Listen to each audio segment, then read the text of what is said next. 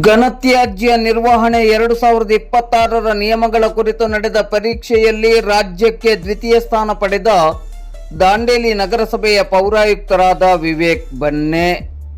ಬೆಂಗಳೂರಿನ ವಿಕಾಸಸೌಧದಲ್ಲಿ ರಾಜ್ಯದ 65 ನಗರಸಭೆಗಳ ಪೌರಾಯುಕ್ತರಿಗೆ ಘನತ್ಯಾಜ್ಯ ನಿರ್ವಹಣೆ 2026ರ ನಿಯಮಗಳ ಕುರಿತು ತರಬೇತಿ ಕಾರ್ಯಕ್ರಮದಲ್ಲಿ ಕಾರ್ಯಕ್ರಮದ ಕೊನೆಯ ಭಾಗವಾಗಿ ಹಮ್ಮಿಕೊಳ್ಳಲಾದ ಪರೀಕ್ಷೆಯಲ್ಲಿ ದಾಂಡೇಲಿ ನಗರಸಭೆಯ ಪೌರಾಯುಕ್ತರಾದ ವಿವೇಕ್ ಬನ್ನೆ ಅವರು ರಾಜ್ಯಕ್ಕೆ ದ್ವಿತೀಯ ಸ್ಥಾನ ಪಡೆದುಕೊಳ್ಳುವ ಮೂಲಕ ದಾಂಡೇಲಿಗೆ ಕೀರ್ತಿಯನ್ನು ತಂದಿದ್ದಾರೆ. ಈ ಬಗ್ಗೆ ಇಂದು ಮಂಗಳವಾರ ಮಧ್ಯಾಹ್ನ 1 ಗಂಟೆ ಸುಮಾರಿಗೆ ಮಾಧ್ಯಮಕ್ಕೆ ಮಾಹಿತಿ ಲಭ್ಯವಾಗಿದೆ.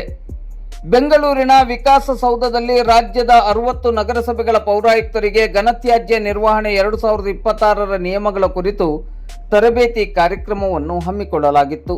ತರಬೇತಿಯ ಕೊನೆಯಲ್ಲಿ ತರಬೇತಿಯ ಮೌಲ್ಯಮಾಪನವನ್ನು ಮಾಡುವ ನಿಟ್ಟಿನಲ್ಲಿ ರಾಜ್ಯದ ಎಲ್ಲ ನಗರಸಭೆಗಳ ಪೌರಾಯುಕ್ತರಿಗೆ ನಡೆಸಿದ ಪರೀಕ್ಷೆಯಲ್ಲಿ ವಿವೇಕ್ ಬನ್ನೆ ಅವರು ದ್ವಿತೀಯ ಸ್ಥಾನವನ್ನು ತಮ್ಮದಾಗಿಸಿಕೊಂಡಿದ್ದಾರೆ. ರಾಜ್ಯ ಮಟ್ಟದಲ್ಲಿ ಸಾಧನೆ ಮಾಡಿದ ಪೌರಾಯುಕ್ತರಾದ ವಿವೇಕ್ ಬನ್ನೆ ಅವರನ್ನು ನಗರದ ಗಣ್ಯರನೇಕರು ಅಭಿನಂದಿಸಿದ್ದಾರೆ.